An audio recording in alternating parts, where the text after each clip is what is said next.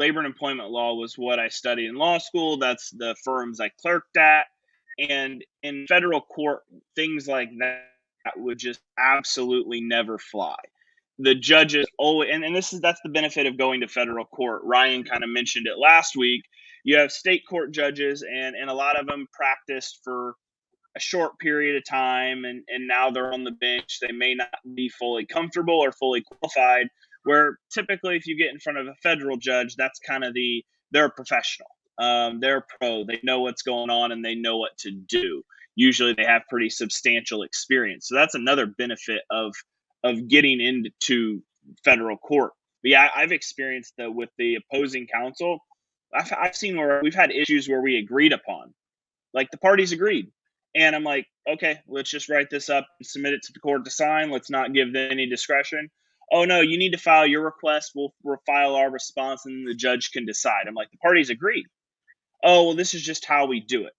And it's to run up billable hours, because all of a sudden it takes 2 or 3 court appearances, and $3,000 from each party for us to get something in writing that the two agreed upon and then came to their attorneys to write up. So I think you're dead on in that. And I mean, I think you see, I'll call it our profession in general, terrified of any change, terrified of anything. I know in California right now we have, there's some things coming down the pipeline about non-attorney law firm ownership. And you would think that they were going to abolish the court systems and the legal profession was no longer going to exist. So I think it's an issue where they don't change something that's always perceived as bad, anything with the legal profession, but I think it's especially ingrained in family court. I mean, I don't mean to take too much So of a what I want, sorry. I'm just curious for you, Mark. Yeah, go ahead. I mean, when just my question for you, just out of my curiosity in your experience in California, because I feel this way in Illinois, when you walk into court and do you spend an afternoon litigating issues that you can't even believe are even being heard by a judge about, silly little visitation issues, or who talks to the kids on the phone at what time, and here we are litigating this in a courtroom. Did you feel that way? Yeah, I kind of feel like there's 2 segments of attorneys. And I think there's a segment of them that is practical and let's resolve the issue. Because I litigate really in 2 completely different demographics. In Riverside and San Bernardino County, it rarely ever goes to trial because the parties can't afford that. And right. Orange County, everything from the get-go by every single Orange County attorney is this is going to final trial. So I find myself in Riverside and San Bernardino County, especially I would say attorneys under the age of 40, where you call them up and say, this is dumb. If I can get my client to meet you halfway, can you get your client there? Because we don't need to litigate. We don't need to litigate who gets the PS5 in a divorce. Right. Like, can she give him the couch and then she can take the PS5? Like, I can get my client there. Can you bring your client? But Orange County, 100%. You sit there and just some of the things that get brought up to judges about really anything and everything where it comes to property, whether it comes, like you said, the phone calls, drop off and pick up locations, like these little details that you spend entire days in the courthouse litigating over, that in reality, 2 reasonable attorneys should be able to sit down and say, this is dumb. Like, let's play rock, paper, scissors. Like, let's do something.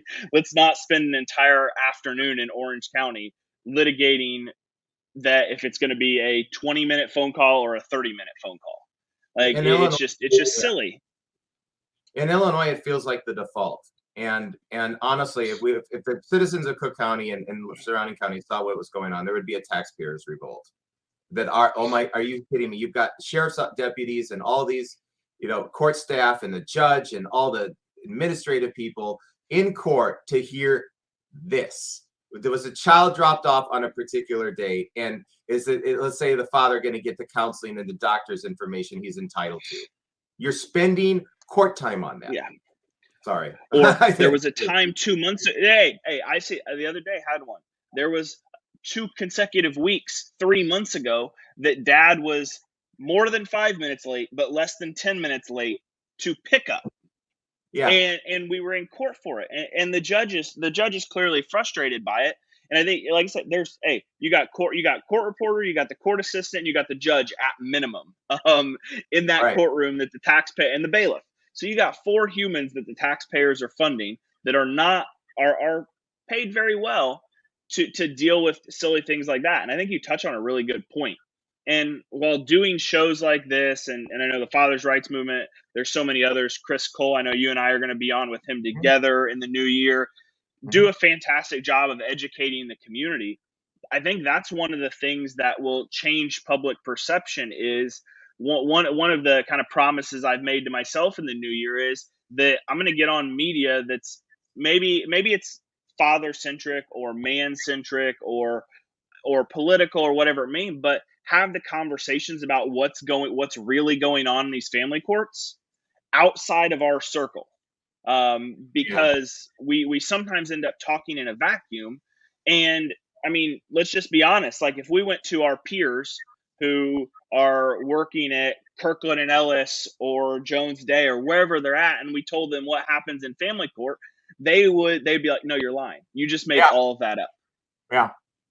Like, Law I mean, law students would go into shock. yeah, If you took a law student from the classroom to a domestic relations court, I suspect they might consider dropping out of law school. just last week I was in court, and the firm sent it was a new associate who had never done any contested hearings or anything else, and she's like shaking outside, and she's like, "Well, what's going to happen?" I was like, "I don't know. There are no rules. Like, we're gonna make our arguments, and there's really no basis or justice in any of it in this hearing, most likely." And she just like looks at me in shock. She's never practiced in front of a judge like that. I'm like, "We're gonna make our best argument. They're going to make a ruling from the hip, and then we have to deal with whatever they rule." Well, and in my own experience, and I've seen this many, many, many, many times, but this is what we have to deal with as fathers, and mothers too as well. But the fathers, I've noticed this. You probably noticed this in California. I was doing a motion earlier this week, it looked like I was going to win the motion. Like, the facts look pretty good. But what happens is these attorneys come in and then they just start lying, just like they know where things are going, and they'll just start making these just like it's like they do it on purpose. Like they have three or four. Like, all right, this is my plan. If this isn't going well, I'll just start lying about it. And then at the end of the proceeding, without any evidence, without any witnesses, they're just throwing stuff. Oh, he got into an altercation with this person and this person, and you know they get away with this. It's unbelievable. I've had a couple cases where the man was the victim of domestic violence, and we have awful domestic violence laws here in California, Yeah. where it's basically a long-term presumption you shouldn't have any legal or physical custody. And I had a photograph of my client having been stabbed 3 times with a steak knife, both shoulders and the back.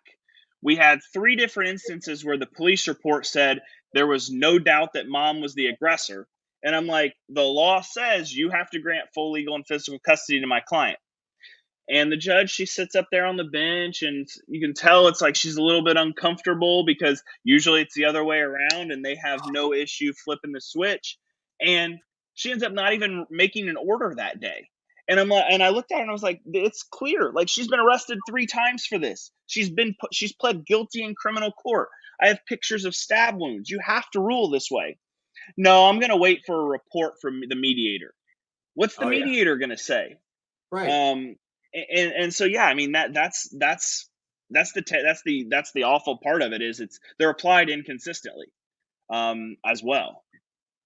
We just have to get these cases out of court like that. Your guest from North Carolina, Mark. I mean, it is the safest place not to be in these courtrooms. It is Yeah. dangerous.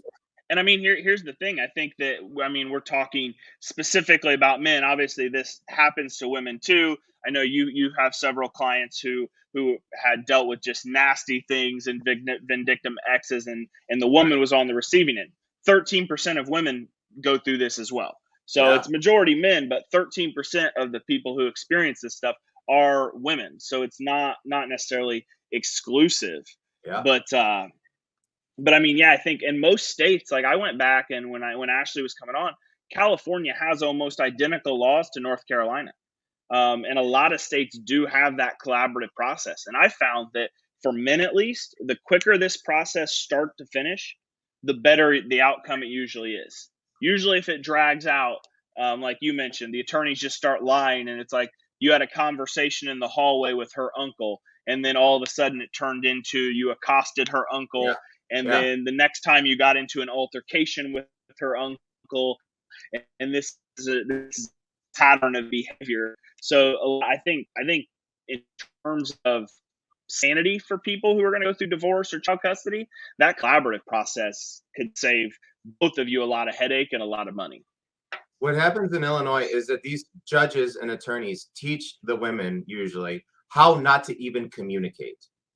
They break down the communication. Oh, you have to use talking parents. You have to. So first of all, they limit the things that you can say and that you can speak to. But in what I've witnessed here is that they give these women every incentive not to cooperate on anything or to even talk. And so they create a or they have created a system where it's lovely to talk between the attorneys because that's lots and lots and lots of money. The attorneys can talk amongst them, but Yeah. that communication gets bogged down. Then you go into court, and the court, it's not a normal communication in a court. It's not normal human interaction. It's all structured and regimented with rules of evidence and all this. Your Honor, please the court, blah blah blah blah blah blah blah. Um, and it's just broken system fundamentally, where it is just fundamentally dysfunctional, except for the attorneys stringing this out for years and years and years. Well, I think Sorry. you like you mentioned, you get into a game of telephone. That's exactly what happens. You get into this game of telephone where attorneys talk to their client, then they go back to the other attorney, and the attorney goes to their client, and then the client comes back to them. And by the time you get back to the middle, what I mean, there's no actual communication. Like I had a client who opposing counsel and his ex in court were being extremely combative, and he ends up back channeling through his like ex mother-in-law or something, and he comes back to me and he, okay, yeah, we agree on all of this, we want to go to mediation on custody, and whatever they recommend we're going to do. And I call up the other attorney and said, hey, here's what I just heard. And the other attorney's like, no, that's not true, like we have issues with X, Y, and Z. And like, I just got a phone call from my client sitting in the same room as your client, and that is exactly what I was told. Yeah. But attorneys don't want to believe that because, I mean, that's a $4,000 case, where if we make 15 court appearances, it's a $60,000 case. God help us, Mark.